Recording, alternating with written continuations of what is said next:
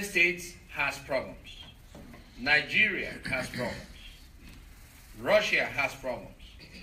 You name the country, they got problems. Everyone has problems.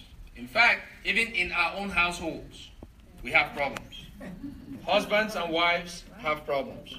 Siblings have problems.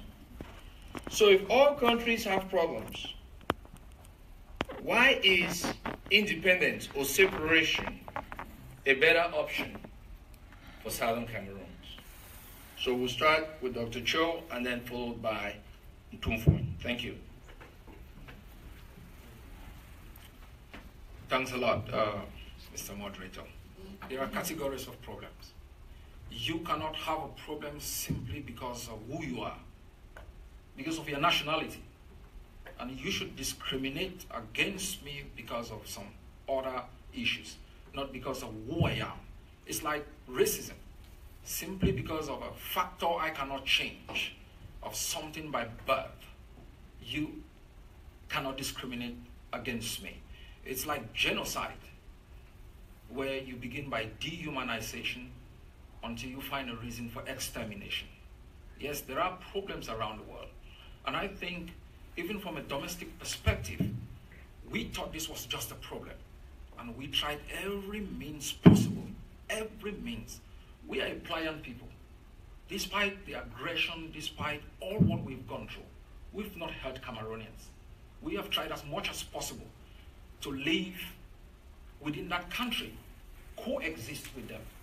When they have had problems like we noticed with a lady who died in Douala at the clinic, we showed solidarity because we thought it was a problem that affected a human being.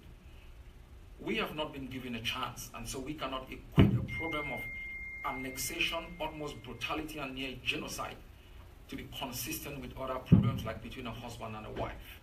This is a bigger issue.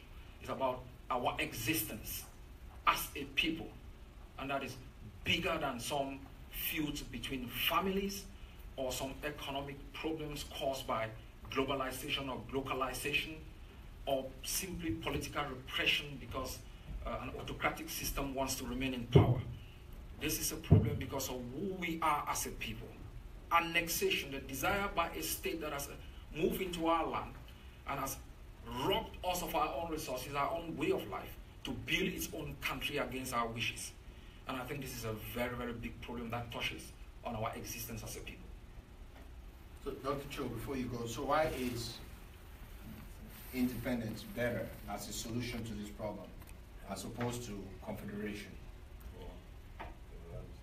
Cameroon should beg us to federate. Like Britain was like begging Scotland, to stay. What do we need from them? We don't need anything from a state that has annexed us and has raped us for more than 55 years. We have tried to federate with Cameroon so we can build a common law system and educational system that responds to our norms and customs. It has not worked. We have done everything domestically to confederate. They have denied it. And we are the richer party. So it's supposed to be Cameroon begging us to stay with us. We were the ones who voted on the 11th of February 1961. And we tried as much as possible to make Resolution 1608, paragraph 15, to emerge into a treaty where we preserve our own norms and customs, and so they can also do that. They immediately transformed their constitution into la Constitution Federal and imposed a system on us that has gradually dismantled our economic, political, and cultural system.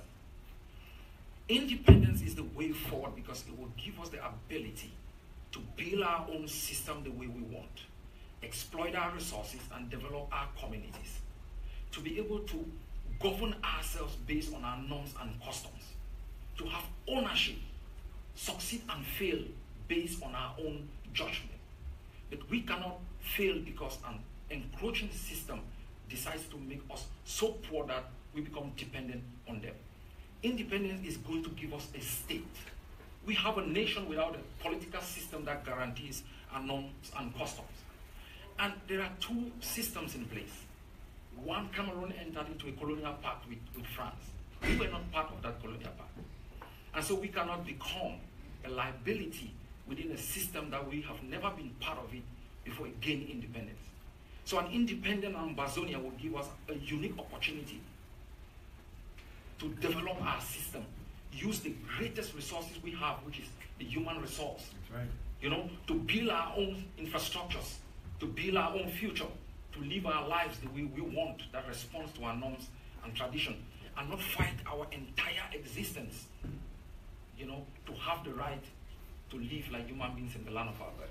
So I think independence is non-negotiable, especially against a state that does not even want to federate.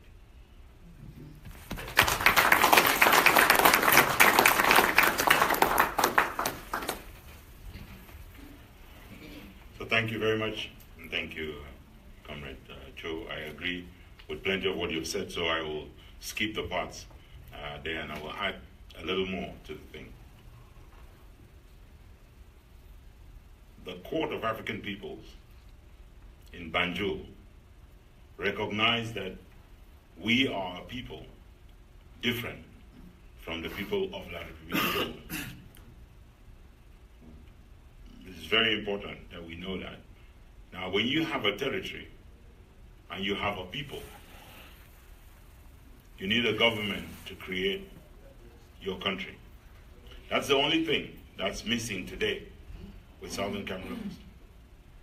And we need to proceed speedily with putting in place that government, one that is indeed the expression of the will of our people. We cannot discuss federalism versus independence, because one is federalism, in this case, is something that a government provides for its people within a territory over which it has competence and sovereignty.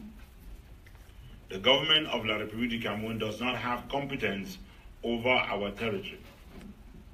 And so they cannot give us the form of government they want for us. We must determine for ourselves the form of government we want for ourselves. Amen.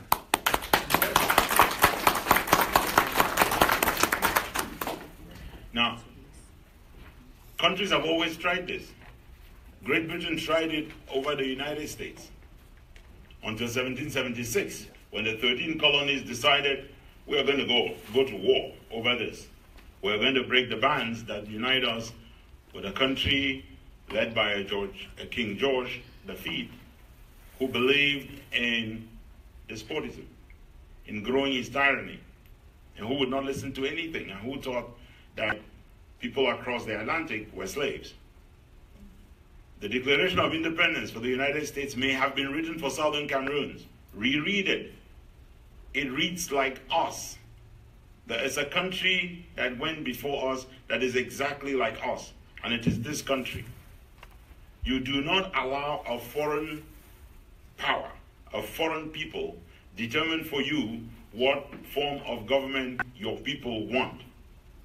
And especially you don't do it when that country, when you follow Cameroon's logic, if Cameroon believed that we were one and indivisible, why do we have the division down the internet line?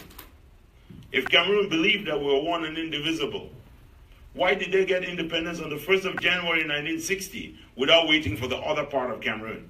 Yep. If they believed that we were one and indivisible, why did they vote on the 15th of December 1960 for Resolution 1541, recognizing under its principles 7 and 8 that we have a right to separation if it is the expression of the will of our people? If they believe that we are the same country, why did they vote against us joining them? Because they did vote against us joining them.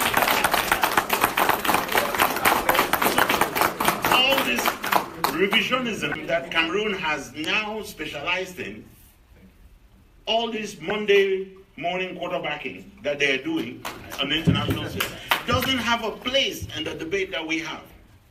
We are reminding Cameroon that since 1961, our fathers determined that there was a possibility to be friendly within a union with Cameroon. And they voted Cameroon did nothing. They voted to try a union with Cameroon. Let us remind them that prior to that, our parents had tried 44 years of that union with Nigeria. And when in 1953 they decided that we have had enough, they had indeed had enough. Even mighty Nigeria could not stop them. Cameroon can learn from Nigeria. They will be unable to stop us.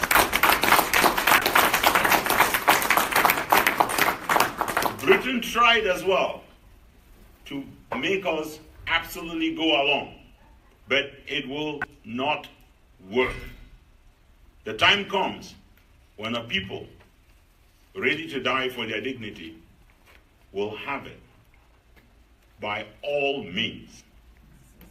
By all means, and Mr. Biya better hear this, we will have freedom and independence and our dignity in Southern Cameroon. Otherwise, our people have a great motto for this: then go kill retire.